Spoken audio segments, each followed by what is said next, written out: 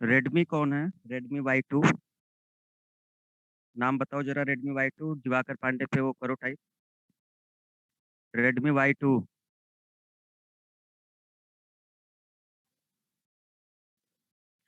नाम लिखो, नहीं हम तुमको ऐप से ही हटवा देंगे, फिर दोबारा ऐड ही नहीं हो पाओगे। Redmi Y2 जो भी है वो अपना नाम लिखे।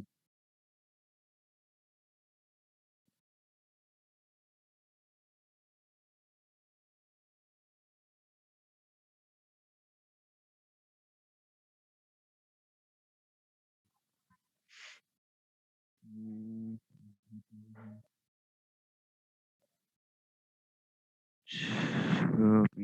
नवीन, ठीक है सर। तो नोट्स हमने शेयर कर दिया था आप लोग को, अगर आप लोगों ने देखा हो उसमें। काफी कुछ है, अगर उसको पढ़ोगे तो उसके अलावा तो कुछ पढ़ना ही नहीं है नोट्स में तो। लगभग सब कुछ है, मतलब कोई भी एग्जाम दे आओ, जो भी ऑब्जेक्टिव होते हैं, है ना, तो वो आप दे सकते हो उससे। हाँ, लेकिन उसको पढ़ने का तरीका थोड़ा अलग होता है। अब नोट्स जो होते हैं वो तो एक डिस्क्रिप्टिव पूरा लिखा होता है सब, लेकिन उसको पढ़ा कैसे जाता है वो चीजें थोड़ी चेंज होती है ना। इसलिए क्लास करना थोड़ा ज्यादा जरूरी रहता है कि उसको समझा कैसे जाए। और प्रीवियस क्लास में हम लोगों ने कुछ चीजें देखी थी, उसी को हम लोग आज आगे बढ़ाएंगे।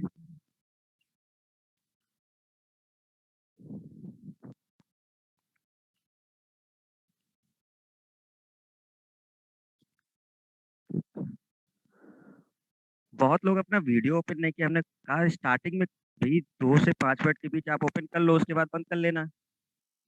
ठीक है, क्योंकि हम बीच बीच में ओपन तो कराएंगे नहीं।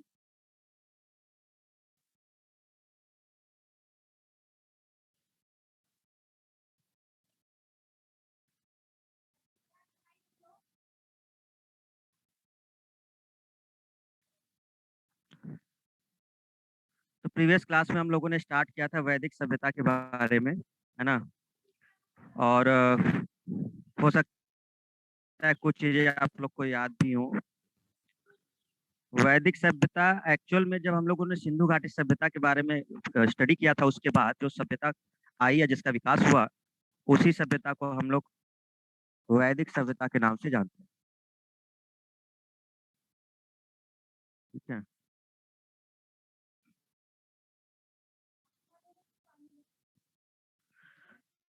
तो सिंधु घाटी सभ्यता हम लोग की खत्म हो गई 1750 के ईसा पूर्व के आसपास। फिर इन 2 ढाई सालों में किसी मेन सभ्यता का विकास नहीं हुआ। मेनली जो 1500 ईसा पूर्व माना जाता है, वो आपका कहा जाता है कि यहाँ से वैदिक काल की सभ्यता शुरू हुई। 1500 से लेकर के 600 ईसा पूर्व तक 2 कालखंडों में हमने इसको बांटा था। एक 1500 से 1000, और एक को बांटा था हमने 1000 से 600 के बीच। ठीक है। ये वैदिक सभ्यता क्या थी और किन लोगों ने मतलब आकर के इसको बढ़ाया, तो मेनली आर्य लोग माने जाते हैं। और ये आर्य लोग कहाँ से आए? तो आर्य लोग आए थे आपके ये मध्य एशिया, जो सबसे ज्यादा मत है माना जाता है कि मध्य एशिया का जो क्षेत्र है, यूरोप और एशिया के बीच का जो पड़ता है, कजाकिस्तान, तुर्कमेनिस्तान, किर्गिस्तान, ये वाले जो एरिया है, अफगानिस्तान के ऊपर का जो एरिया है, तो वो आपका जो होता था वो मध्य एशिया का क्षेत्र या सेंट्रल एशिया। जब आप गूगल वगैरह में सर्च करोगे ना, तो आपको ज्यादातर वो मध्य एशिया के नाम से नहीं मिलेगा, सेंट्रल एशिया के नाम से मिलेगा। ठीक ना, जैसे आप सेंट्रल एशिया सर्च करोगे तो पूरा क्षेत्र आ जाएगा वो। तो मध्य एशिया का ही क्षेत्र था। ठीक है। तो वहां से आर्य लोग आए। असल में आर्य लोग अपने को श्रेष्ठ बोलते थे, मतलब ये मानते थे कि हम लोग बहुत श्रेष्ठ हैं सभी लोगों में। क्यों? क्योंकि ये लोग संस्कृत जानते थे। तो ये कहते थे कि हमारी जो भाषा है संस्कृत, ये सबसे उच्च भाषा है। और जो लोग संस्कृत नहीं जानते थे उनको ये लोग अनार्य कहते थे, मतलब उनको ये लोग निम्न मानते थे, जो आर्य लोग थे। तो जब भारत में ये लोग आए तो फिर इन लोगों को नाम कहा गया इंडो आर्य। तो एक्चुअल में जब बुक्स वगैरह में पढ़ोगे तो आपको केवल आर्य शब्द नहीं मिलेगा, वो इंडो आर्य कहेंगे। तो इंडो आर्य मतलब इंडो से इंडिया के लिए रिलेटेड होता है, और आर्य मतलब वो जो बाहर से मध्य एशिया से आए थे। तो इंडो आर्य शब्द ज्यादातर यूज करते हैं लोग। तो ये लोग अपने को श्रेष्ठ मानते थे, बट एक्चुअल में आपको बता दें कि ये जो आर्य लोग थे ना, ये कबीले में थे। ये लोग, ये कबीले टाइप का इनका ग्रुप होता था। कबीला समझो जैसे आ, ऐसे कह सकते हो, जैसे अगर सेना के बारे में बात करें, हम एग्जांपल दे रहे हैं, जैसे हम लोग अपने आर्मी के बारे में बात कर रहे हैं, तो आर्मी में आपने देखा होगा कि अलग अलग रेजिमेंट होती है। है ना? रेजिमेंट होती है, जैसे राजपूताना है, फिर बिहार रेजिमेंट है, फिर मतलब अलग-अलग है। तो ये एक प्रकार से समझ लो कबीला टाइप का, कि मतलब एक ग्रुप है, उसमें कुछ सैनिक लोग हैं और उसका कोई एक मुखिया है, ठीक है? फिर इन लोगों को मिला के कोई मुखिया होगा। जैसे मान लो कि हमारे पास 5 कबीले हैं, तो हर कबीले का अपना-अपना नाम होगा, अपनी-अपनी चीज़ें होंगी और उसका एक मुखिया होगा, ठीक है? और फिर उन सबका मिला के कोई एक मुखिया होगा। तो ऐसे हुआ करता था। तो ये आर्य लोग असल में कबीले टाइप के लोग हुआ करते थे, जो हिस्ट्री में मिलता है हम लोगों को। अब हम लोग तो है नहीं, अब जो रिटेन है उसी चीज़ की बात कर रहे हैं। तो जो साक्ष्य कहते हैं वो इस तरह से कहते हैं कि जो ये लोग थे, ये कबीले टाइप के लोग थे। और उस समय सबसे ज़्यादा जो प्रचलित था वो 5 कबीले थे। मतलब 5 कबीले, आपको नाम याद रखने की ज़रूरत नहीं है, बस ये थोड़ा-सा व्यू याद रख लेना कि वैसे नोट्स में नाम लिखे हैं हमने, ठीक है? अनु, द्रोही, गुरु ऐसे करके नाम है उसमें, ठीक है? तो अब अगर कबीलों की बात करें तो इसमें 5 कबीले मेन थे जो आर्यों के थे, ठीक है ना? और इनमें आपस में लड़ाई वगैरह हुआ करती थी, आपस में ही लड़ जाते थे लोग। तो वहाँ से मध्य एशिया से ये लोग भारत में आए, ठीक है? जैसे ये भारत में आए तो अब सबसे बड़ा क्वेश्चन आता है कि ये जो आर्य लोग थे, ये भारत में किस जगह पर आए? अब सीधे-सीधे पूरे भारत में तो नहीं फैल गए होंगे। भई जब आए होंगे तो कहीं न कहीं आक्रमण किधर से होता था? तो आपको हमने बताया कि सबसे ज़्यादा जो आक्रमण होते थे, आपका ये जो उत्तर-पश्चिम वाला क्षेत्र है, पाकिस्तान के उधर वाला क्षेत्र, यहीं से आक्रमण हुआ करता था। तो जब ये लोग मध्य एशिया से आए, तो इन लोगों ने सबसे पहले जो अपना मतलब अधिकार वगैरह जमाया, ये पंजाब का क्षेत्र पड़ता है भारत में, और इधर का जो सप्त सैंधव प्रदेश है, सप्त सैंधव समझते हो? सिंधु नदी के पास का क्षेत्र। ये वाला जो हमने आपको बताया था, जिधर सिंधु नदी बह रही थी, अगर हड़प्पा घाटी में आपने ध्यान दिया हो, और इधर जो जम्मू के पास का एरिया था, जिसमें आपका क्या बोलते हैं, नदियों के नाम अगर आप समझो, झेलम, रावी, ब्यास, चेनाब, है ना, सतलज। तो 5 तो यही नदियाँ हो गई थी, जो इधर वाली हैं। सप्त सैंधव का मतलब था 7 नदियों का प्रदेश। तो ये जो उत्तर-पश्चिम का एरिया था, इधर ही इन्होंने आक्रमण किया था। तो 5 तो हम लोग जानते ही हैं, झेलम, रावी, ब्यास, सतलज, है ना, चेनाब। 2 और उसमें थी आपकी, एक सिंधु नदी और एक सरस्वती नदी। तो इन 7 नदियों को मिला के वो सप्त सैंधव प्रदेश बोला जाता था। ये उत्तर-पश्चिम का ही एरिया था, पंजाब वाला क्षेत्र। तो इधर सबसे पहले आक्रमण हुआ था इन लोगों का। तो पहले जो हम लोग ऋग्वैदिक काल में देखेंगे, जो 1500 से 1000 ईसा पूर्व, तो वो पूरा क्षेत्र इनका वो सप्त सैंधव प्रदेश है। उस समय ये पूरे भारत में नहीं फैले। धीरे-धीरे करके जब उत्तर वैदिक काल आएगा, 1000 से 600 ईसा पूर्व तक, तब ये लोग और मतलब फैलते चले जाएँगे, पूरा उत्तर भारत कवर करने लग जाएँगे। तो इस तरह से चीज़ें थी। तो ये लोग कबीलों के रूप में आए थे, हम आगे बात करेंगे इसकी, ठीक है? हाँ, श्रेष्ठ इसलिए मानते थे क्योंकि ये लोग संस्कृत जानते थे, और जो संस्कृत वगैरह नहीं जानते थे, उसको ये लोग अनार्य कहते थे। अनार्य मतलब जो आर्य नहीं है। और ये अपने आप को श्रेष्ठ कहते थे, तो कहीं-कहीं ये साक्ष्य मिलता है या ग्रंथों में कि ये लोग श्वेत वर्ण के थे, मतलब जिनको गौर वर्ण कहा जाता था। जैसे अभी समझो, अगर आप इंग्लैंड वगैरह चले जाओ, ब्रिटेन चले जाओ, तो ये लोग हम लोगों से असल में इनका रंग अलग होगा। थोड़े से ये लोग गोरे टाइप के होते हैं। तो जब वहाँ जाओगे ना, तो नस्ल भेदी मतलब टिप्पणियाँ होती हैं कि ये काले लोग हैं, ये लोग यहाँ पे रहने के लायक नहीं हैं, और हम लोग सफ़ेद हैं, उच्च हैं, तो ऐसा होता है जनरली। तो यही चीज़ें उस समय भी थी। बट शुरुआत में ऐसा चीज़ नहीं था ऋग्वैदिक में। थोड़ा-सा 1-2 साल 100-200 साल के बाद चीज़ें थोड़ा-सा गड़बड़ होने लगी थी।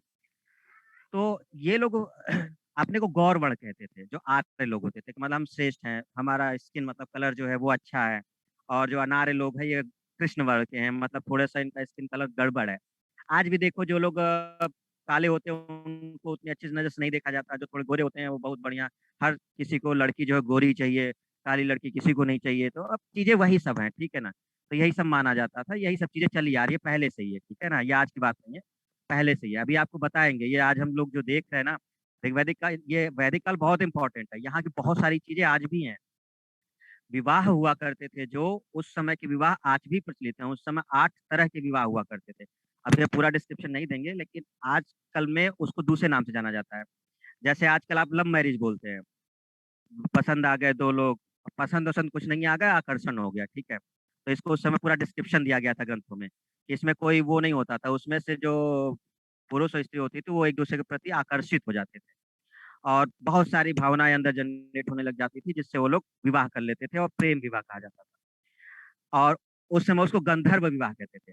वैदिक काल में उसको गंधर्व विवाह कहा जाता था। आज की डेट में उसे लव मैरिज कहा जाता है। ठीक है? तो ये सारे साक्ष्य पहले से ही हैं, इसमें कोई बड़ी बात नहीं। अरेंज मैरिज जो आज चल रही है, उस समय ब्रह्म विवाह था, तो उसको ब्रह्म विवाह के नाम से जाना जाता था, जब सहमति से होता था कि वर पक्ष के लोग भी और वधु पक्ष के लोग भी सहमति से होते थे और कुछ आभूषण वस्त्र दिए जाते थे। तो ये श्रेष्ठ माना, सबसे श्रेष्ठ यही है, ब्रह्म विवाह सबसे श्रेष्ठ है। ये ऋग्वेद में भी इसका मतलब ये जो हमारे ग्रंथ हैं, इसमें डिस्क्रिप्शन मिलता है कि 8 विवाह में जो सबसे श्रेष्ठ विवाह है उसको माना गया है ब्रह्म विवाह को, जो आज की डेट में अरेंज मैरिज है। ठीक है? प्रेम विवाह को बहुत ज्यादा वहां पर मतलब सम्मान नहीं दिया गया था। वैदिक काल में भी उसको उतना सम्मान नहीं दिया गया, उसको ये माना जाता था कि ये मतलब सही नहीं है समाज के लिए। बट आज की डेट में कह दो किसी से भला, तो मैं 18 साल की, मैं भी 21 साल का, रोक के दिखाओ कानून हमारे साथ, तो बहुत सारी चीजें फिर संविधान की दुहाई दी जाएगी और बहुत सारा कुछ है। तो हम उसमें अभी नहीं पढ़ रहे, आगे चलेंगे तब बात करेंगे विवाह की। तो सबसे पहली बात ये हुई कि जब उधर से लोग आए, आर्य लोग, और इन्होंने किया, तो सप्त सैंधव प्रदेश में जब इन लोगों ने अपना क्षेत्र बनाया, तो अब सबसे बड़ी बात इनकी ये आई कि पूरे देश में फैलाया कैसे जाए। मतलब जो पूरा भारत है, उस पूरे भारत में हम आर्यीकरण करें कैसे कि हर जगह आर्य के तरह के लोग हो जाए। तो 2 लोगों का नाम आता है मेन, ये नाम थोड़ा सा ध्यान रखिएगा, ठीक है? हो सकता है नोट्स में ये नाम ना हो। तो 2 लोगों का मेन नाम आता है, एक ऋषि अगस्त हैं, अगस्त ऋषि जिनको कहा जाता है, और एक है गौतम राहुगढ़। तो 2 लोगों का नाम हमें मिलता है जो आर्यीकरण के लिए रिस्पॉन्सिबल है। एक जो है उनका नाम है अगस्त ऋषि, और एक नाम है गौतम राहुगढ़। ठीक है, ध्यान रखिएगा। तो एक क्वेश्चन पूछा जाता है कि दक्षिण भारत में आर्यीकरण का श्रेय किसको जाता है? मतलब दक्षिण भारत में आर्य लोगों को बसाने का या उनके संस्कृति को फैलाने का श्रेय किसे जाता है? तो वो अगस्त ऋषि को जाता है। अगस्त ऋषि काफी मतलब ज्ञानी ऋषि थे, और इनकी जो पत्नी थी लोपामुद्रा, विदुषी महिला, ये भी अभी नाम आएगा आगे। लोपामुद्रा ये भी बहुत ज्ञानी थी। तो उस समय ऋग्वैदिक काल में लोपामुद्रा का नाम आता है, मंत्रों का इन्होंने मतलब रचना किया था कई सारे, अगस्त ऋषि की पत्नी। तो क्वेश्चन अगर पूछता है कि दक्षिण भारत में कौन से ऐसे व्यक्ति थे जिन्होंने आर्यीकरण को मतलब बड़े विस्तार से फैलाया, तो वो है अगस्त ऋषि। उत्तर भारत में कौन थे? तो गौतम राहुगढ़। उत्तर भारत में गौतम राहुगढ़ है, जिस क्षेत्र में हम लोग हैं। मतलब ये हमारा जो एरिया है, जो ये मध्य प्रदेश से इधर का है, उत्तर प्रदेश बिहार और ये पूरा एरिया जो उत्तर प्रदेश का आता है, और इधर से पंजाब वगैरह का क्षेत्र, ये सब कुछ। तो उत्तर भारत में अगर हम लोग देखेंगे तो ये गौतम राहुगढ़ ने मेनली फैलाया था, और जो दक्षिण भारत में फैलाया था वो अगस्त ऋषि ने फैलाया था। तो ये 2 नाम आपको थोड़ा सा ध्यान रखना है, कभी कभी ये अगस्त ऋषि का नाम आ जाता है क्वेश्चन में, ठीक है? और अगस्त ऋषि के पत्नी जो थी वो लोपामुद्रा है।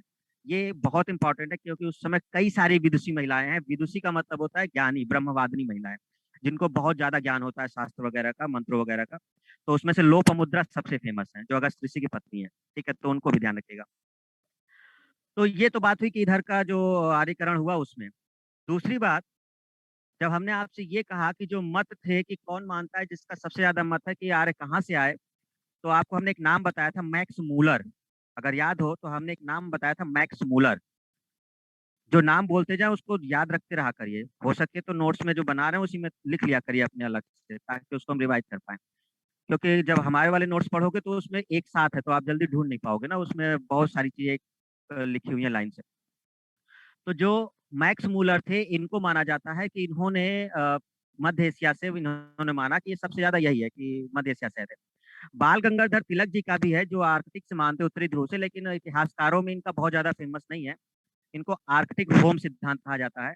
तो आर्कटिक नाम से ही समझ जाना कि बाल गंगाधर तिलक का है। ये क्वेश्चन एक पूछा जा चुका है, एक्चुअल में आर्कटिक होम सिद्धांत किसने दिया था? बाल गंगाधर तिलक जी ने। तो आर्कटिक नाम आएगा, आप याद कर लोगे वैसे ही। एक तीसरा मत जो प्रचलित है, तिब्बत वाला, जो दयानंद सरस्वती का है। लेकिन आप ध्यान रखिएगा, सबसे ज्यादा आपका मैक्स मूलर है, बस उन्हीं का नाम आप याद रखिएगा। जर्मनी के विद्वान थे मैक्स मूलर। ठीक है, तो ये बात हुई हमारे इधर की, जो आर्य समझ। आते हैं अब हम अपने ऋग्वैदिक काल में। देखो, आर्य वाला चीज क्लियर हुआ सबको। हम लोग जो पढ़ेंगे वो ज्यादातर आर्य के नाम से ही पढ़ेंगे, लेकिन आर्य जब भी हम बोलेंगे तो समझिएगा कि हम वैदिक काल की ही बात कर रहे हैं। ठीक है? तो आगे बात हुई कि जब हमने सभ्यता, आर्यों की सभ्यता आई, तो उसको हम लोगों ने वैदिक काल के या वैदिक सभ्यता के नाम से जाना। वैदिक में एक शब्द था वेद, वेद का मतलब होता है ज्ञान या जानना, और आर्य का मतलब था श्रेष्ठ। आपको हम बता ही दिए कि आर्य लोग अपने को श्रेष्ठ बोलते थे।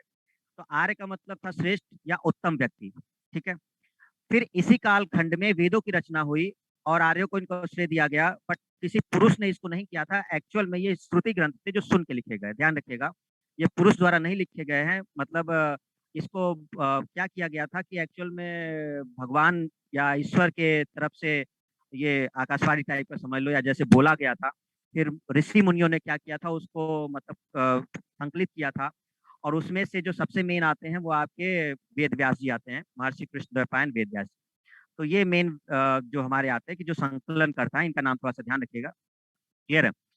आगे चल करके फिर हम लोग देखते हैं तो इसी में चार वेद आते हैं। चार वेद, अब यहाँ से चीजें हमारी शुरू होती हैं। ये पीछे की हिस्ट्री जो थी वो आप ध्यान रखना है। चार वेद आते हैं। इन चार वेदों में आपका नाम सबको याद हो गया होगा अब तक। आई होप कि सबको क्लियर होगा कि ये चार वेद कौन कौन से हैं। ठीक है। पहला कौन सा था? ऋग्वेद। दूसरा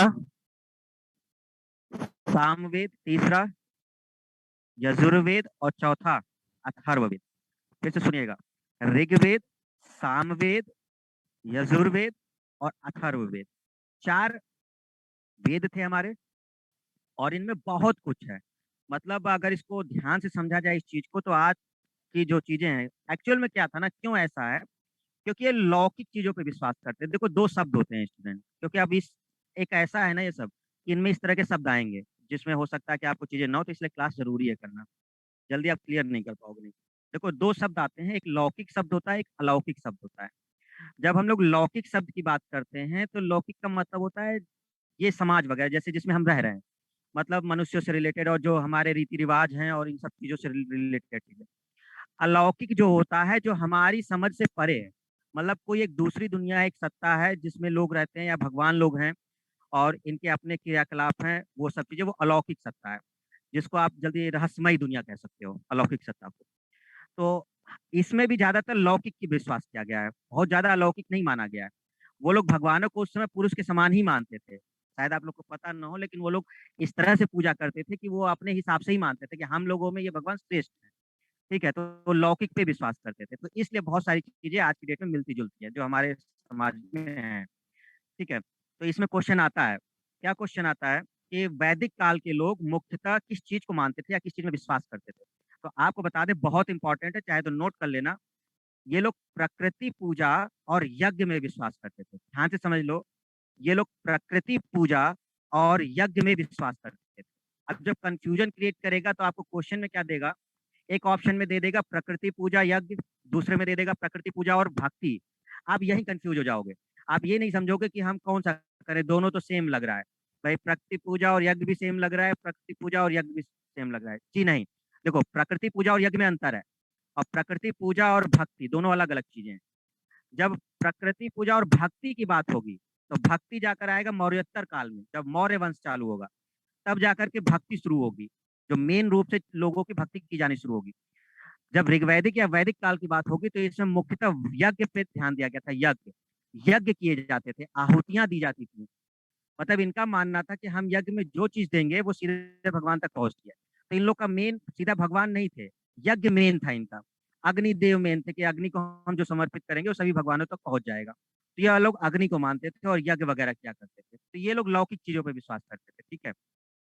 बहुत ज्यादा रहस्यमय दुनिया पे उस समय नहीं था विश्वास। उत्तर वैदिक काल में चल करके आता है, ऋग्वैदिक काल में ये चीजें देखने को नहीं मिलती हैं। तो हमने आपको बोला कि चार वेद हैं और इसमें मेनली जो रखा गया है वो प्रकृति पूजा और यज्ञ पे रखा गया है, ध्यान रखिएगा, ये ऑब्जेक्टिव क्वेश्चन है।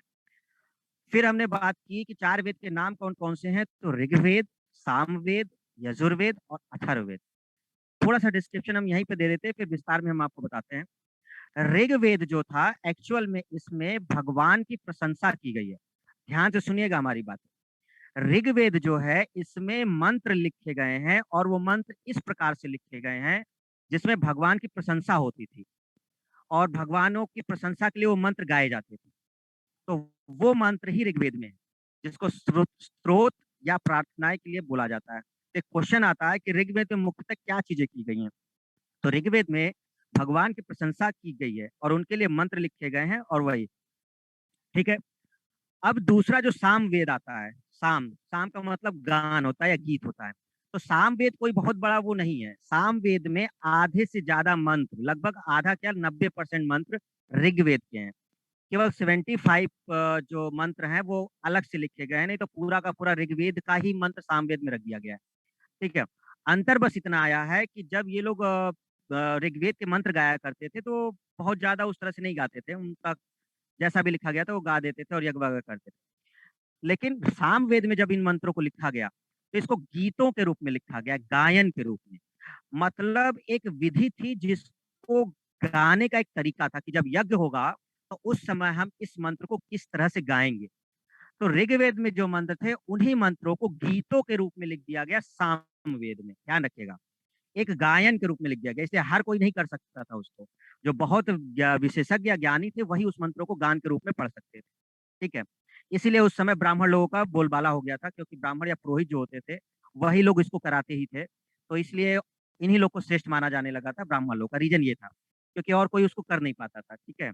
और आगे चल करके वो बैन भी कर दिया गया था, जो बाद में चलेंगे तो फिर वो उच्च जातियों तक ही रह गया था, फिर निम्न जाति के लोग उसको गा ही नहीं सकते थे। शुरुआत में तो था कि कोई भी कर सकता था, लेकिन क्योंकि जो ज्ञानी होते थे पुरोहित या ब्राह्मण ही होते थे तो वही करते थे। तो ऋग्वैदिक काल में ऐसा शुरुआत में नहीं था कि मतलब अ, सबको मना था, कर कोई भी सकता था, लेकिन कर नहीं पाते थे सब लोग। फिर धीरे धीरे जब यही चलता रहा कि उच्च लोग यही करते रहे तो आगे चल के बैन ही कर दिया गया, मतलब कि केवल उच्च लोग ही कर सकते हैं, सीधे सीधे मतलब ये अधिकार टाइप का हो गया कि जो उच्च वर्ग के लोग हैं वही लोग करेंगे, निम्न वर्ग के लोग को, शूद्र लोग को ये मतलब बैन करा ही दिया गया कि मतलब महिलाएं और शूद्र नहीं करेंगे। ये उत्तर वैदिक काल की होगी।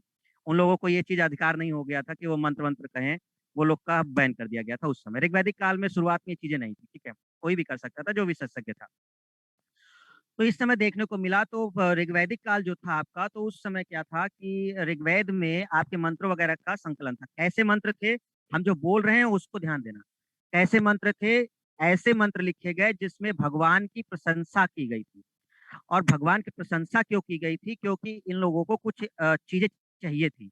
ये लोग बच्चों की कामना करते थे। मतलब इन लोगों का मुख्य जो था ना, ये लोग का कुछ मेन चीजें थी जिसकी ये लोग कामना करते थे। इनको बच्चे की कामना रहती थी, धन वगैरह का कामना रहता था, मतलब सुख संपत्ति से रहें ये लोग, बस यही लोग ये सब चाहा करते थे।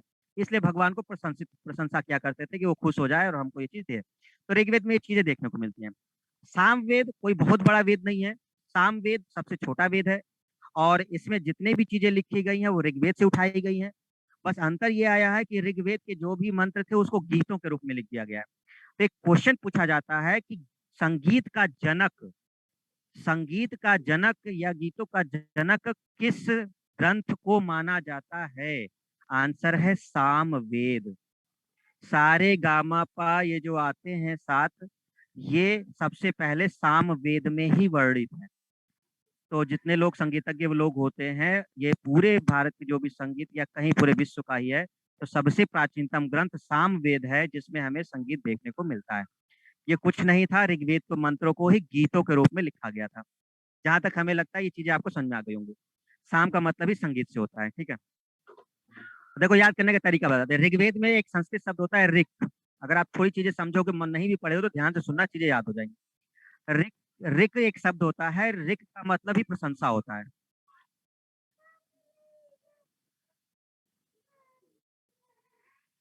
तो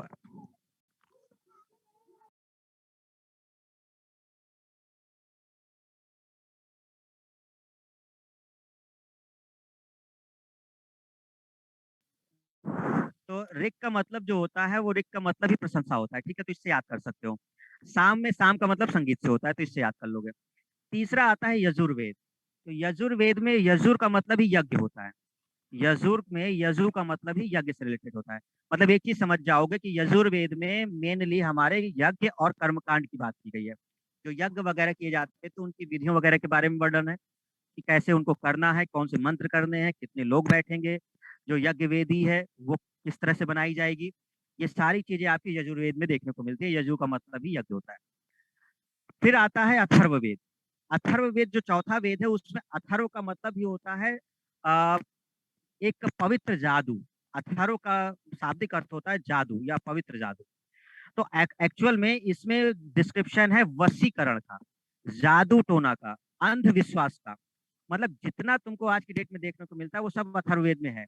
कि जो लोग अंधविश्वासों पे विश्वास करते थे, रहस्यमय दुनिया पे विश्वास करते थे, जादू टोने पे विश्वास करते थे, वशीकरण पे विश्वास करते थे, ठीक है, ये सारे के सारे अथर्ववेद में। याद कैसे करोगे? अथर्व का मतलब होता है जादू या पवित्र।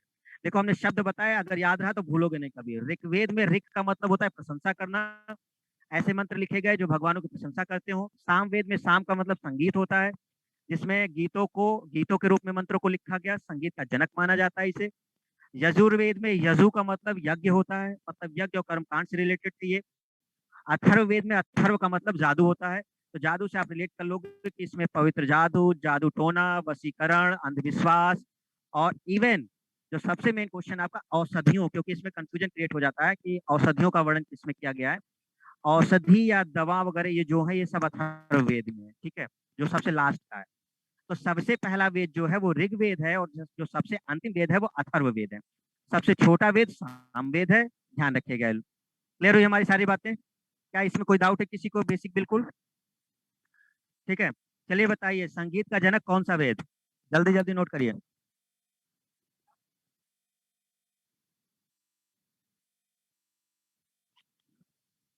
संगीत का जनक कौन? सामवेद, ठीक। किस वेद में जादू टोना वशीकरण अंधविश्वास की बात की गई है?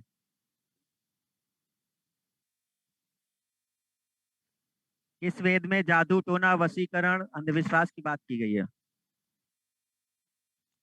जल्दी जल्दी टाइप करो।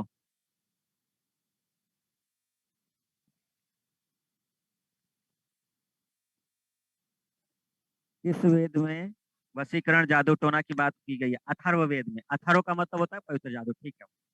आ, किस वेद में देवताओं की प्रशंसा करने के लिए मंत्र या स्तोत्र लिखे गए हैं? किस वेद में देवताओं की प्रशंसा करने के लिए मंत्र या स्तोत्र लिखे गए हैं? किस वेद में देवताओं की प्रशंसा करने के लिए मंत्र या स्तोत्र लिखे गए हैं? ऋग्वेद, वेरी गुड, ठीक है। और यज्ञ या कर्म कांड, इनकी जो विवेचना है या वर्णन है वो कौन से वेद में मिलता है? यज्ञ और, तो यजुर का मतलब होता है यज्ञ। इससे याद कर सकते हो। चीजें क्लियर हुई सबको? अब इसमें कोई डाउट नहीं होगा। देखो बेसिक चीजें कंप्लीट हुई। अब आगे बढ़ते हैं। जब भी हम वेद की बात करेंगे तो चारों वेदों का अलग अलग अध्ययन होगा। ऋग्वेद का अलग अध्ययन होगा, सामवेद का अलग होगा, यजुर्वेद का अलग होगा, और अथर्ववेद का अलग होगा। हर वेद के चार भाग बताए गए, हर वेद के चार भाग बताए गए। क्रम से याद रखना, देखो क्रम लिख लो, ठीक है। ये क्वेश्चन बना है, ये क्वेश्चन पूछा गया है और ये क्रम से बना है कि वैदिक साहित्य को किस क्रम में मतलब बताया जाता है। ध्यान रखिएगा। तो वेदों को चार भाग में बांटा गया है। सबसे पहला क्रम है इसका संहिता, दूसरा है ब्राह्मण ग्रंथ, तीसरा है आरण्यक, और चौथा है उपनिषद। नोट करो इसको। वैदिक साहित्य को किस क्रम से बताया गया है, या वेदों के जो भाग हैं उसको किस क्रम से बताया गया है? तो क्रम नोट करिए। सबसे पहला संहिता, संहिता, संहिता, फिर उसके आगे लिखना, एरो लगा के लिख लेना चाहे। संहिता के बाद ब्राह्मण ग्रंथ, ब्राह्मण ग्रंथ, ब्राह्मण के बाद लिखना आरण्यक, आरण्यक, आरण्यक, और उसके बाद लिखा गया था आपका उपनिषद, उपनिषद। क्रम नहीं बदलना, क्रम याद रखना। वैदिक साहित्य को किस क्रम में बताया गया है? तो इसमें बताया गया है, जो वेद के चार भाग बताए गए हैं, पहले आपका बताया गया है संहिता, संहिता, फिर बताया गया है ब्राह्मण ग्रंथ, फिर बताया गया है आपका आरण्यक, और फिर बताया गया है उपनिषद। याद हो गया सबको? वेदों को किस क्रम में बताया गया है? वेदों के जो चार भाग हैं या जो वैदिक साहित्य के हैं, तो आपको बोला गया है पहला संहिता, बार बार याद कर लो क्योंकि नाम है भूल जाओगे। संहिता, ब्राह्मण ग्रंथ, आरण्यक और उपनिषद। चीजें क्लियर हुई? ठीक है। सबसे पहले संहिता की बात करते हैं। संहिता एक्चुअल में क्या था? जो ऋग्वेद या किसी भी ग्रंथ के जो मंत्र थे उनके समूह को ही संहिता कहा गया था। तो संहिता का मतलब था मंत्रों का समूह। चाहे तो वहां पे ब्रैकेट पे लिख लेना ताकि याद रहे। तो संहिता एक्चुअल में क्या था? ये सब मंत्रों के समूह को कहा जाता था। तो जो भी मंत्र वगैरह होते हैं, देखो हम पहले भी आपको बता चुके हैं कि ऋग्वेद या यजुर्वेद या सामवेद या अथर्ववेद, मूल चीज हर कोई नहीं पढ़ सकता था। जो संस्कृत भाषा या ब्राह्मी लिपि में लिखा गया था, ये जो वेद वगैरह थे, ये सब ब्राह्मी लिपि यूज होती थी। तो ब्राह्मी लिपि या शायद लोग संस्कृत भाषा में लिखते थे, तो हर कोई नहीं पढ़ सकता था, उसके विशेषज्ञ थे। तो नॉर्मल लोगों के लिए, ग्रामीण लोगों के लिए, दूसरे लोगों के लिए, साधारण लोगों के लिए इसको थोड़ा सा विस्तृत किया गया, इसकी व्याख्या की गई ताकि हर कोई समझ सके उसे। तो वो यही सब है, संहिता है, ब्राह्मण, ये सब जो लिखा गया कि किस प्रकार के लोगों के लिए क्या लिखा गया। तो एक्चुअल में उस ऋग्वेद के ही मंत्रों को थोड़ा सिंप्लीफाई किया गया और उन मंत्रों के समूह को ही संहिता बोला गया। ठीक है, थोड़े से उसको सही तरीके से लोग पढ़ सके। ब्राह्मण ग्रंथ जो था वो ग्रामीणी लोगों के लिए, ग्रामीण ऐसे समझ लो जैसे हम लोग हैं, क्योंकि अब हम लोग बहुत विद्वान लोग तो हैं नहीं भाई, हम लोग अपने दैनिक कार्य में बिजी हैं, हम अलग अलग काम कर रहे हैं। लेकिन हम लोग को भी इच्छा हो रही है कि भाई हम लोग अपने धर्मशास्त्र को जाने। तो अब क्योंकि हम ऋग्वेद को पूरी तरीके से पढ़ नहीं सकते थे, क्योंकि उस मंत्रों को हम समझ नहीं पाएंगे, तो विद्वानों ने क्या किया उस समय, ऋषि मुनियों ने, कि उसी को सिंप्लीफाई कर दिया और नॉर्मल पीपल के लिए, साधारण लोगों के लिए जिस साहित्य को बनाया वो ब्राह्मण ग्रंथ कहलाया। तो ये कोई अलग से नहीं है, ये सब वेदों से ही लिखे गए हैं।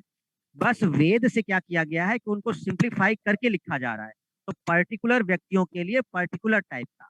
ठीक है, तो ब्राह्मण जो लिखा गया था वो सर्वसाधारण के लिए लिखा गया था, उस वेद से ही निकाल कर। तो ऐसे समझ लो कि हम लोग जैसे हैं तो ये, ठीक है। आरण्यक उनके लिए लिखा गया था जो वनों में रहते थे, जिनको मतलब इनसे मतलब नहीं था, गृहस्थ जीवन से मतलब नहीं था। वो लोग अपना जीवन वन में ही बिता देते थे, मतलब आश्रम आश्रम बना करके और वनों में ही रहते थे, वहीं शिक्षा दीक्षा होती थी। तो उनके लिए जो साहित्य लिखा गया था वो आरण्यक कहलाया। तो आरण्यक का मतलब था वनों में लिखा जाने वाला साहित्य या वनों में पढ़ा जाने वाला साहित्य, उसे आरण्यक कहते हैं। तो जितना जरूरी है वो आप लिखते रहना उसमें साथ में, ठीक है। तो आरण्यक जो थे वो कुछ ऐसे थे, क्लियर पॉइंट। अब ऐसे देखो, इस तरह से जैसे सर्वसाधारण के लिए है, अब हम ही हैं, अगर मान लो हम लोग जंगल में बैठे हुए हैं, हम लोग इधर आते नहीं है, हम बोलते जा रहे हैं, आप लोग लिखते जा रहे हो, नोट्स बनाते जा रहे हो, तो ये आरण्यक है, इसको आरण्यक कहा जाएगा। हम बोलते जा रहे हैं, आप नोट्स बनाते जा रहे हो, ये आपका साहित्य आरण्यक बन जाएगा। बस ये है कि हम लोग वन में होने चाहिए, गृहस्थ इससे इधर ना आए, वन के समय ही आश्रम आश्रम बना के रहते, तो आरण्यक होता था। उपनिषद जो था, उपनिषद एक अलग तरीके से, ध्यान समझिएगा, उपनिषद बहुत इंपॉर्टेंट है। उपनिषद इंपॉर्टेंट इसलिए है क्योंकि उपनिषद को हम लोग पढ़ सकते हैं, और उपनिषद पढ़ना भी चाहिए एक्चुअल में, अगर आपको मतलब बहुत चीजों को समझना है आज की डेटों को। तो अब खैर उपनिषद तो बहुत सारे हैं, 108 सब नहीं पढ़ पाओगे, लेकिन कुछ हैं जो इम्पोर्टेंट है, जैसे कठोपनिषद है, मत्स्य तो पुराण है खैर, कठोपनिषद है, ईशोपनिषद है ना, तो ये मुंडकोपनिषद है। तो एक दो उपनिषद बहुत हैं, हम इसको थोड़ा सिंप्लीफाई कर देते हैं कि उपनिषद एक्चुअल में क्या है।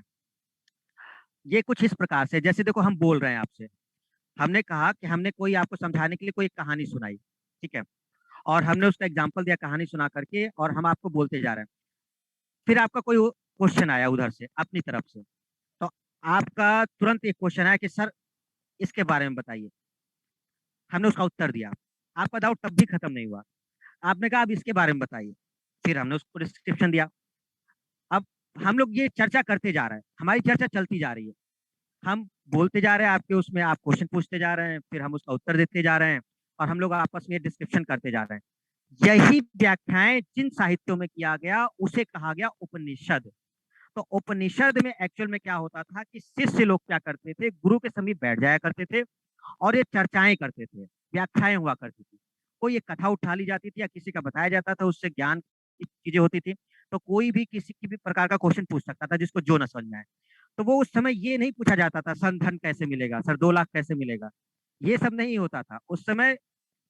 अ, आत्मा की बात होती थी, सर आत्मा क्या है, ब्रह्म क्या है, ईश्वर क्या है सर, हम कैसे जिए सर, क्या क्या चीजें ऐसी है जो हमें बहुत जरूरी है जीवन के लिए। तो मेनली जो उपनिषदों में देखोगे ना, तो ईश्वर, ब्रह्म और आत्मा, इन लोगों के बारे में चर्चाएं मिलती हैं। तो इसमें कुछ मेन मेन लोग हुआ करते थे, अब जैसे यम और नचिकेता हैं। अब कठोपनिषद पढ़ोगे तो इसमें यम और नचिकेता का संवाद है। तो इसमें पूरा यम नचिकेता ने पूरा विस्तृत तरीके से संवाद किया है। तो यम जो है वो आचार्य हैं, और नचिकेता जो है वो एक प्रकार से शिष्य हैं। तो नचिकेता बहुत सारे क्वेश्चन पूछते हैं यम से कि हमको बताइए कि क्या है, किस तरह से ये चीजें हैं, हमको समझ में नहीं आ रहा।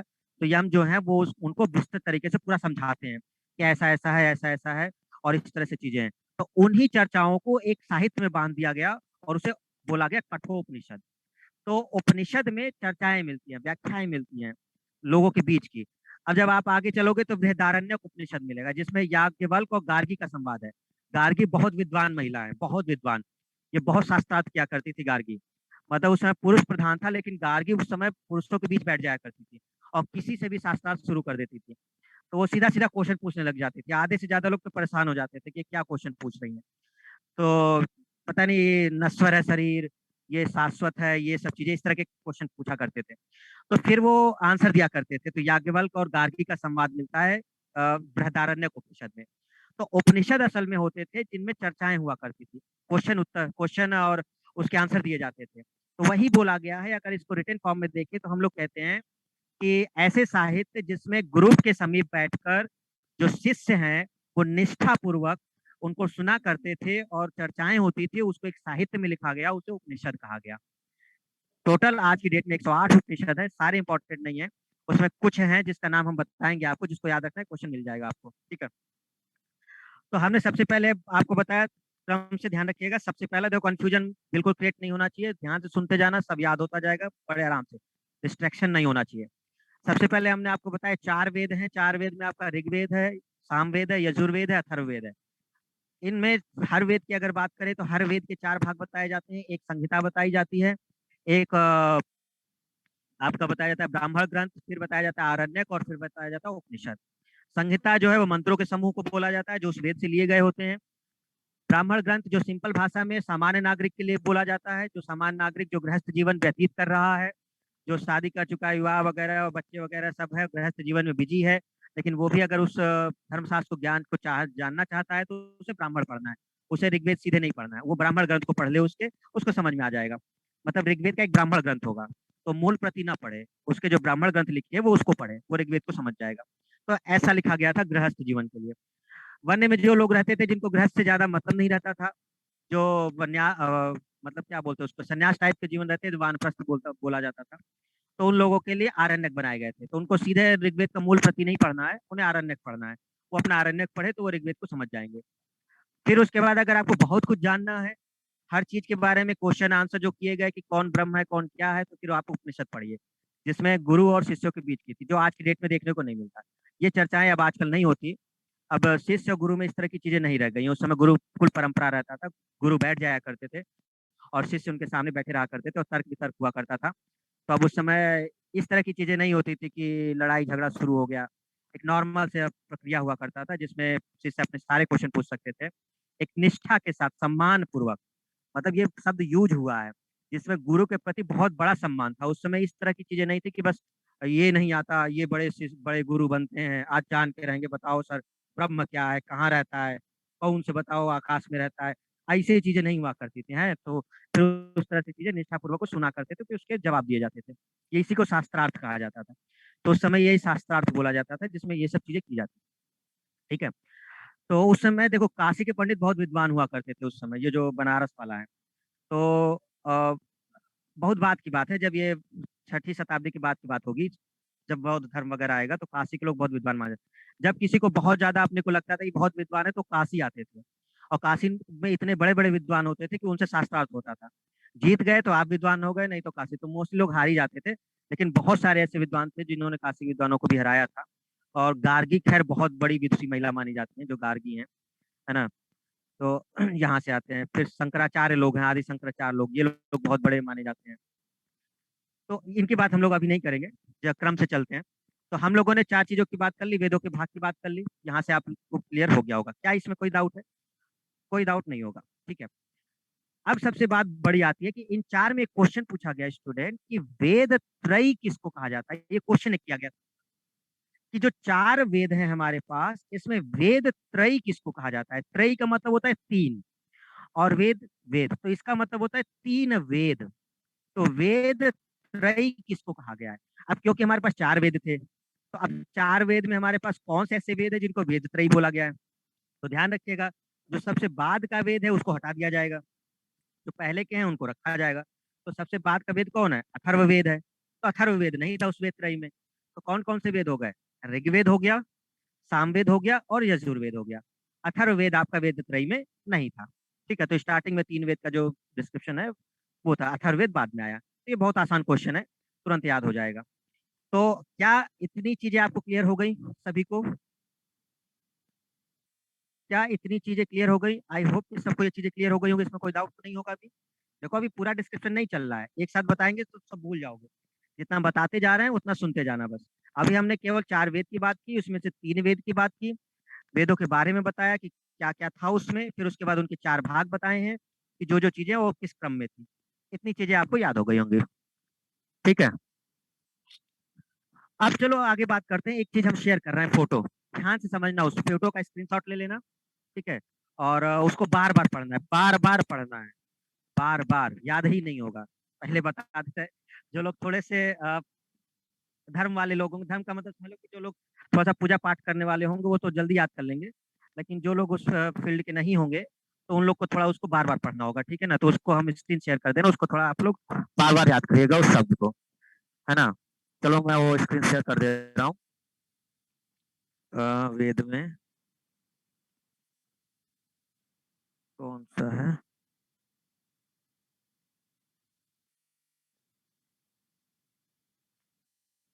ये जो पेज है इसका स्क्रीनशॉट ले लो आप लोग। ये पेज बहुत इंपॉर्टेंट है। ठीक है,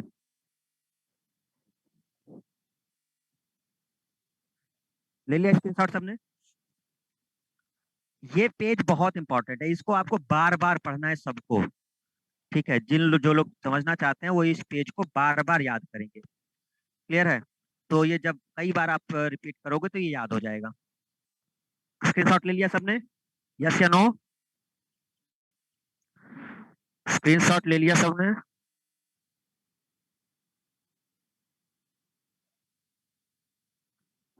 ठीक, ओके। देखो नोट्स में ये भी है, लेकिन नोट्स में ये एक जगह नहीं है। ठीक है ना, नोट्स में पूरा विस्तृत तरीके से हमने दिया है। तो इस पेज में हमने कोई इसको एक जगह कर दिया है, कंबाइन। तो इसका आप जरूर ले लीजिएगा इसके साथ। देखो क्या करना है इसमें, ये जो नाम लिखे हुए हैं, जस्ट समझना।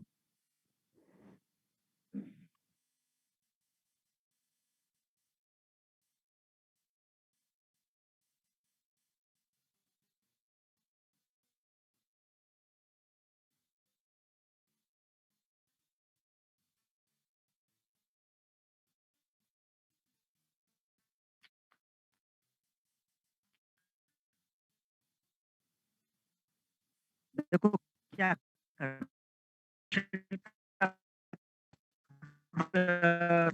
पेज है ये पूरा ऑब्जेक्ट। सबसे पहले यहाँ पे अगर देखोगे तो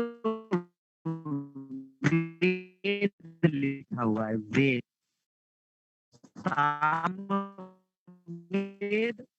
यजुर्वेद और अथर्ववेद, पुरोहित लिखे हुए हैं। ठीक है, जैसे ऋग्वेद के सामने देखोगे तो इसमें होत्र या होता लिखा हुआ है। देखोगे तो ब्रह्मा लिखा हुआ है। में जब हम हर वेद की बात, जैसे हम ऋग्वेद उठाते हैं तो ऋग्वेद में पुरोहित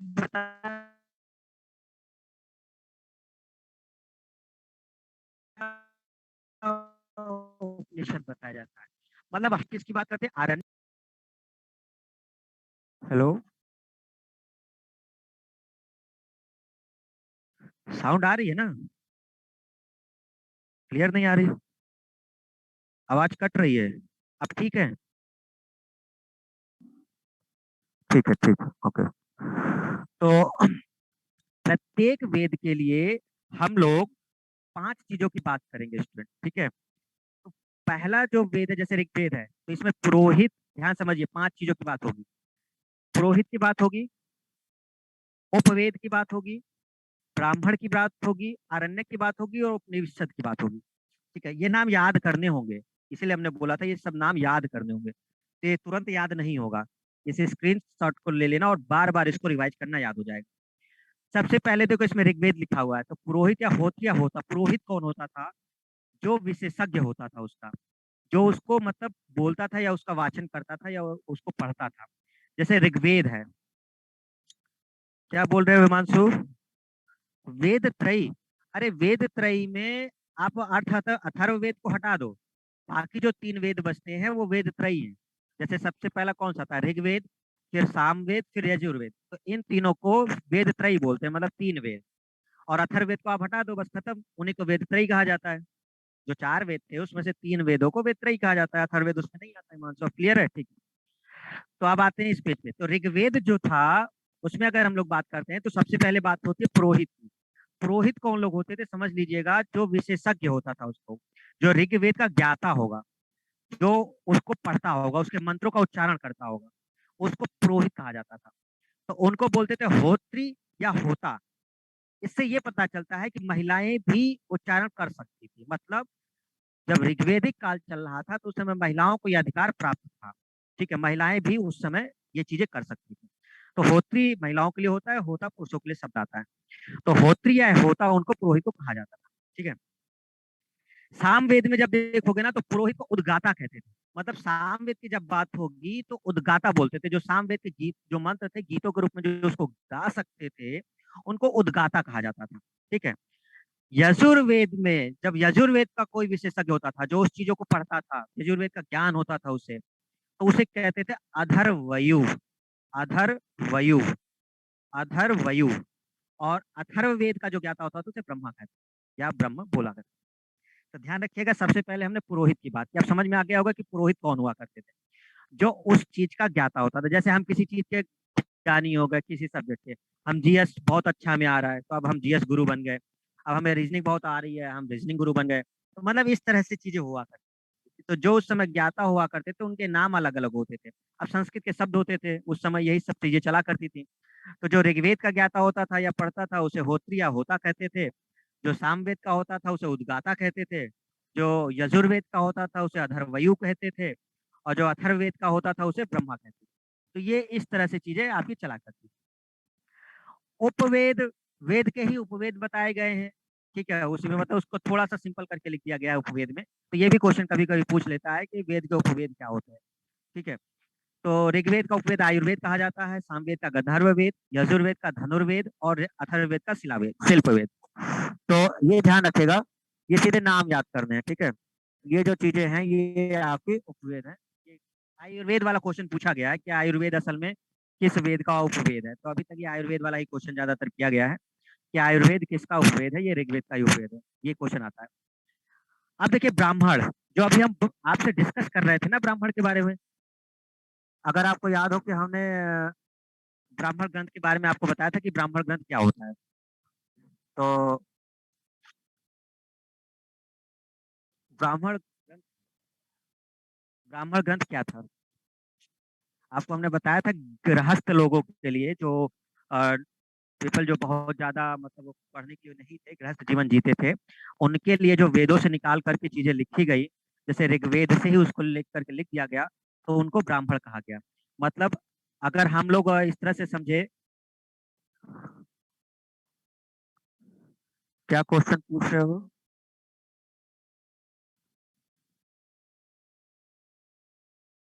अथर्ववेद में बताया गया है सर, आयुर्वेद औषधियों के बारे में ज्यादातर बात की गई है। देखो, वनस्पति और औषधियों की बात होती है, टर्म यूज हुआ है।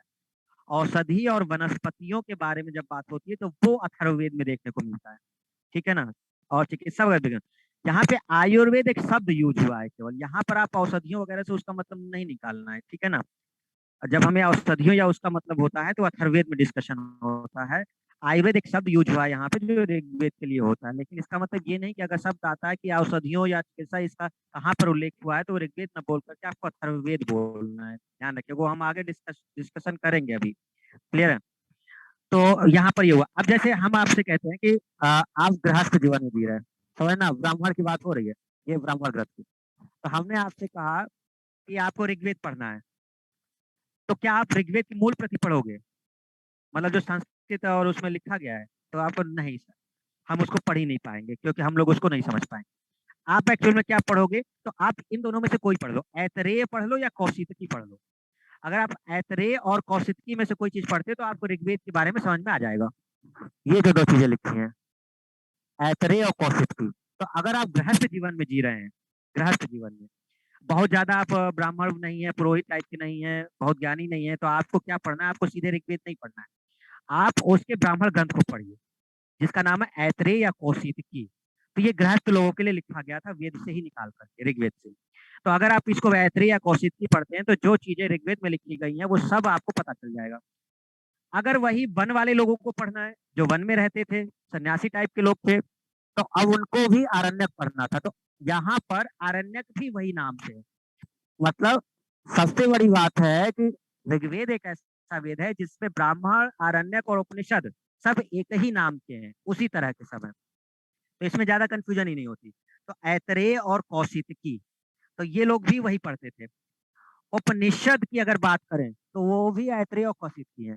तो ये बहुत इजी हो गया था कि ऋग्वेद में थोड़ा ध्यान रखा गया था कि चीजें टफ ना हो। तो जो पुरोहित या उद्गाता होते थे वो सीधे ऋग्वेद ही पढ़ा करते थे, होत्रिया होता। तो होत्रिया उद्गाता नहीं कहेंगे, होत्रिया होता जो होते थे वो सीधे ऋग्वेद का मूल प्रति या उसके मंत्र को ही उच्चारण करने लगते थे। लेकिन जो गृहस्थ आश्रम में रहते थे वो लोग ऐतरेय और कौशिकी का नाम मतलब होता है वो पढ़ते थे। वन वाले लोग जो थे वो आरण्यक में पढ़ते थे, उनका नाम भी ऐतरेय और कौशिकी है। उपनिषद भी औत्रेय और कौशिकी है। तो ये चीज आपको थोड़ा सा ध्यान देने में रखना है।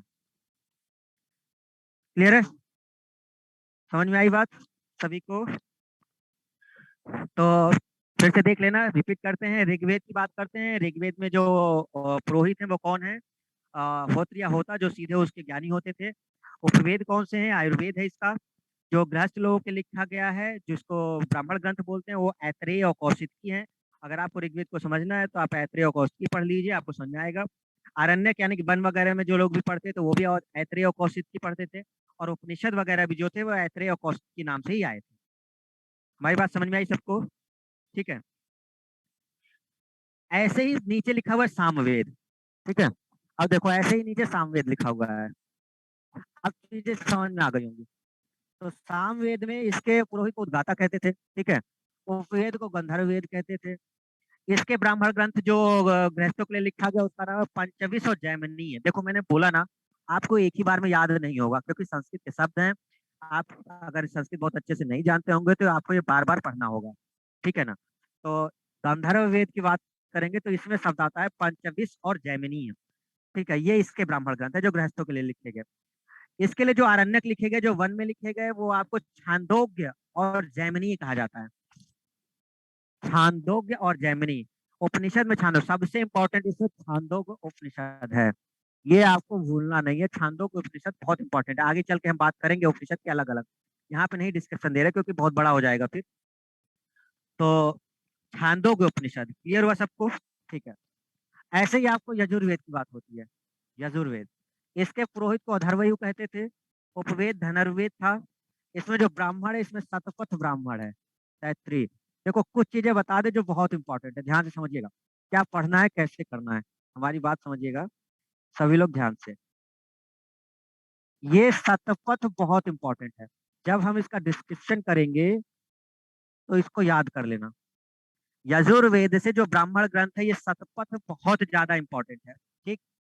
सामवेद से छांदोग्य उपनिषद बहुत इंपॉर्टेंट।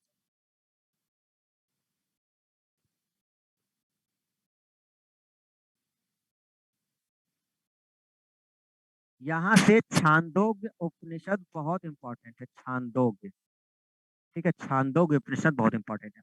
हम आगे बताएंगे आपको। यजुर्वेद में जब हम लोग पढ़ेंगे तो ये तीनों इंपॉर्टेंट है। ये तीनों आपको याद रखना है कि असल में ये उपनिषद किसके हैं और किसका डिस्क्रिप्शन हुआ है, हम आगे चल के आपको बताएंगे, अभी हम सब नहीं बता रहे। आपको अभी इतना ध्यान रखना है कि यजुर्वेद के तीन बहुत इंपॉर्टेंट उपनिषद हैं, कठोपनिषद, बृहदारण्यक, ईशोपनिषद।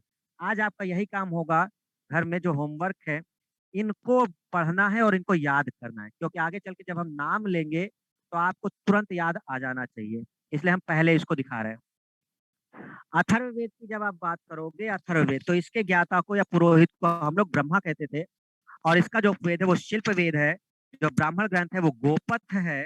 और इसका कोई आरण्यक नहीं है। बहुत इंपॉर्टेंट पॉइंट, अथर्ववेद का कोई आरण्यक नहीं है, मतलब वन में कोई चीज इसकी नहीं लिखी गई है। ठीक है, ब्राह्मण ग्रंथ इसका एक ही है, वो भी द्रौपद ब्राह्मण है। ये भी बहुत इंपॉर्टेंट है। और इसका एक उपनिषद है, वो मुंडकोपनिषद। सत्यमेव जयते कहाँ से लिया गया है? मुंडकोपनिषद से लिया गया है। सत्यमेव जयते कहाँ से लिया गया है? मुंडकोपनिषद से लिया गया है। तो इस तरह की चीजें आपको थोड़ी सी देखने को मिलेंगी। समझ में आई सबको बात? तो ये स्क्रीनशॉट ले लीजिएगा सब लोग। धीरे धीरे हम इसका डिस्क्रिप्शन करेंगे। अभी आपको क्या करना है, आज की डेट में आपको ये रिवाइज करना है, इस पेज को याद करना है। ये पेज अगर याद हो गया स्टूडेंट, आपका 60% क्वेश्चन बन जाएगा। बता रहे हैं बिल्कुल सिंपल। अगर ये पेज आपने याद कर लिया तो वैदिक काल के 60% क्वेश्चन आप बना ले जाएंगे तुरंत। ठीक है, हम इसका डिस्क्रिप्शन करेंगे, जब नाम याद हो जाएगा तो हम इसको डिस्क्राइब करेंगे कैसे इसको याद करना है। फिर याद तो कर लो, अभी पढ़ लो बार बार। फिर आगे चल करके हम आपको हर एक उपनिषद में, जो कठोपनिषद है, मुंडकोपनिषद है, ईशोपनिषद है, बृहदारण्यक है, ठीक है, छांदोग्य उपनिषद है, जाबालो उपनिषद है, श्वेताश्वर उपनिषद है, जो इंपॉर्टेंट है हम उसके उपनिषद की बात करेंगे और इंपॉर्टेंट जो क्वेश्चन बनता है। जैसे आप लोगों ने अगर पेपर देखा हो तो एक क्वेश्चन मुंडकोपनिषद का पूछा गया था, सत्यमेव जयते कहाँ से लिया गया है, ठीक है ना। अस्तो माँ सद्गमय कहाँ से लिया गया है, जिसका मतलब होता है अंधकार से प्रकाश की ओर, ठीक है ना। फिर उसमें अब कई सारी चीजें आती हैं, अहम ब्रह्मास्मि किस में लिखा गया है, क्लियर है। तो ये कुछ टर्म आएंगे आगे, लेकिन हम इसलिए डिस्क्राइब नहीं कर रहे हैं कि पहले आप नाम याद कर लो। तो अभी आपको उसको याद करना है, ध्यान रखना, जब हम उसको डिस्क्राइब करें तो आपको नाम याद होने चाहिए और किस वेद के हैं ये आपको याद करना है। ठीक है, तो हमारी बात समझ में आई? आपको करना क्या है, जो पेज आज हमने शेयर किया है, जो आपको स्क्रीनशॉट लिया है आपने, इसको पढ़ना है। इसकी एक एक चीज आपको याद करनी है। सबसे पहले अगर हम आपको बता दें तो वेद में आपको करीब 4 या 5 चीजों को याद करना है। पहला क्या, इसके ज्ञाता कौन है, पुरोहित कौन है, जो इसको बोलते थे, जो इसको जानते थे, विशेषज्ञ थे, तो उनको होत्री या होता कहा जाता था। फिर दूसरा आप पढ़ोगे इसका उपवेद कौन है, आयुर्वेद है। फिर आगे इसका पढ़ोगे आप, इसका ब्राह्मण ग्रंथ कौन है, जो गृहस्थों के लिए लिखा गया, ऐत्रेय और कौशिकी है। सबसे आसान यही है, क्यों? क्योंकि इसका आरण्यक भी यही है, ऐत्रेय और कौशिकी। इसका उपनिषद भी कौन है, ऐत्रेय और कौशिकी, इसमें कोई दिक्कत नहीं आएगी। जब सामवेद में जाओगे तो इसमें पुरोहित पूछा जाएगा, पुरोहित कौन है इसका, तो आप कहोगे कि इसका पुरोहित उद्गाता है, जो इसको मंत्रों को बोलता था। और फिर जब आगे बढ़ोगे इसमें कि इसका उपवेद कौन है, सामवेद का उपवेद कौन है, तो आप उसके उस उपवेद को समझिएगा। ठीक है, गंधर्व वेद जो उसका है। फिर आगे बढ़ोगे आप, तो आगे बढ़ने के बाद आपको इसमें ब्राह्मण ग्रंथ देखने होंगे, पंचविश जो नाम से है। ठीक है, फिर आगे आरण्यक देखोगे, फिर इसमें उपनिषद देखोगे। तो इसका एक उपनिषद इंपॉर्टेंट है, छांदोग्य उपनिषद। बाकी पढ़ने की जरूरत नहीं है, सामवेद का जो छांदोग्य है ये ज्यादा इंपॉर्टेंट रहता है। ठीक है, और नीचे आओगे जब इसमें, तो नीचे आप देखोगे अथर्ववेद, सॉरी यजुर्वेद का। तो यजुर्वेद के जो ज्ञानी पुरुष थे, या उसको अथर्वयु कहा जाता था। उपवेद कौन सा है इसका, है ना, तो धनुर्वेद है इसका। और फिर आगे बढ़ोगे इसमें तो इसमें ब्राह्मण है, फिर उसके बाद अरण्य का उपनिषद है। उपनिषद सबसे ज्यादा इंपॉर्टेंट आपका यजुर्वेद का ही है। इसके क्वेश्चन बहुत पूछते हैं ये लोग, जो कठोपनिषद है और बृहदारण्यक है, ईशोपनिषद है। तो इसकी डिस्कशन हम करेंगे आपसे, आज नहीं कर रहे इसका डिस्कशन। और फिर लास्ट में जो आपका है अथर्ववेद, उसमें आप देखोगे तो उसको ब्रह्मा कहा गया है, जो उसके ज्ञाता होते थे। और जो उसका उपनिषद होता था उसको बोलते थे मुंडकोपनिषद, जिसमें सत्यमेव जयते लिया गया है। तो आज की चीजें क्लियर हुई सबको? चीजें क्लियर हुई? अब जल्दी से हम आपसे कुछ चीजें पूछते जाएंगे। आज का ये पेज याद कर लेना, ठीक है, और उसको आप बताते जाएंगे जल्दी से। ठीक है, सबसे पहले बताइए कि आर्यों को कहाँ का माना जाता है, आर्य लोगों को किस जगह का माना जाता है, कहाँ से आए ये लोग और किस विद्वान के द्वारा? जल्दी जल्दी जल्दी जल्दी। मध्य एशिया से आए, किस विद्वान के द्वारा, किस विद्वान के द्वारा, किस विद्वान के द्वारा? जल्दी आंसर भाई।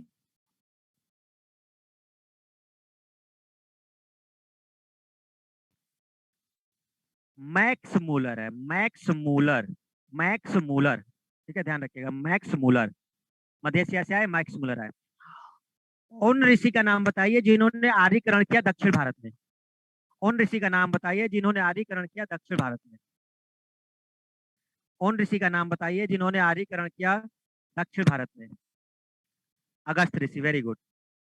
सबसे पहले जो आर्य आए थे वो भारत के किस क्षेत्र में आए?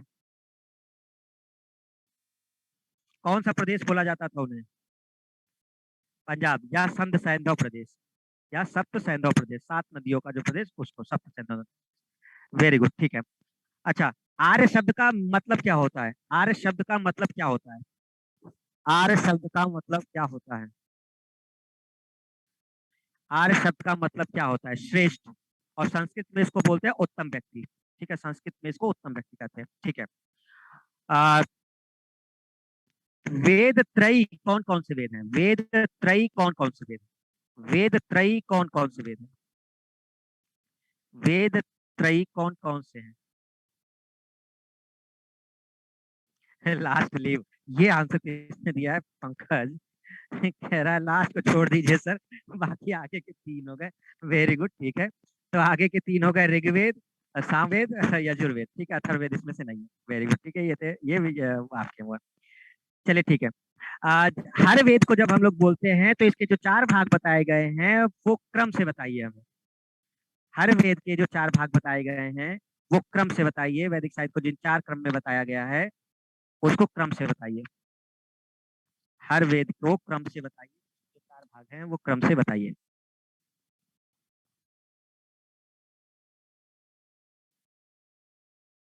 संहिता, ब्राह्मण, आरण्यक, उपनिषद, श्रुति। वेरी गुड, बहुत जल्दी आंसर आया। बाकी लोग संहिता एक एक लिख रहे थे, जल्दी जल्दी दे रहे थे। ठीक है, तो सबसे पहले संहिता, सौरभ ने भी दे दिया एक साथ आंसर। ब्राह्मण, आरण्यक, उपनिषद। वाह, नीरज पाल सही है। SBAU।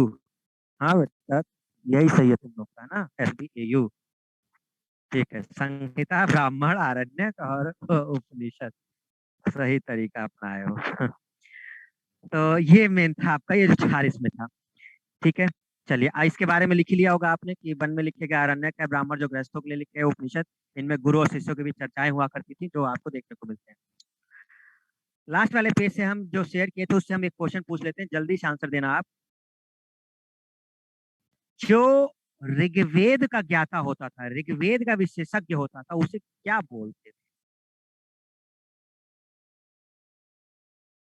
अच्छा, एक काम करो, आप चारों वेद के ज्ञाता को लिख दो, वेद और उसके सामने उसका ज्ञाता लिखो जल्दी, बस लास्ट क्वेश्चन यही है। जल्दी से लिखो, वेद और उसके ज्ञाता को लिखो। वेद और उसके ज्ञाता को लिखो, जल्दी से सभी।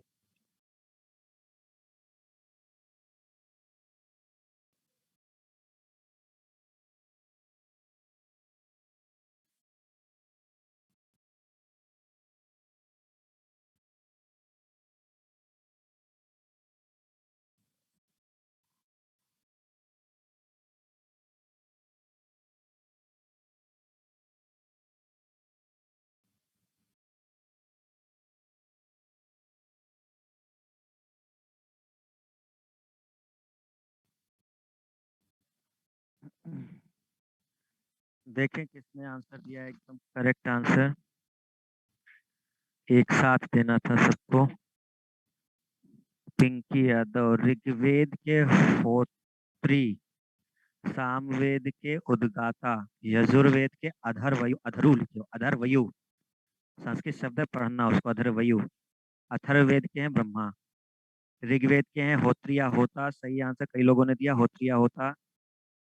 अगस्त ऋषि कौन लिख रहा है? अरे राज रानी तुम ना, है? अगस्त ऋषि, आप जाके किसका आंसर दियो? तुम पुराने क्वेश्चन का आंसर दियो क्या? अरे अब वो केवल ज्ञाता लिखने हैं। सामवेद के उद्गाता, अथर्ववेद के ब्रह्मा, ऋग्वेद होता होत्री, सामवेद उद्गाता, अथर्वयु ब्रह्मा।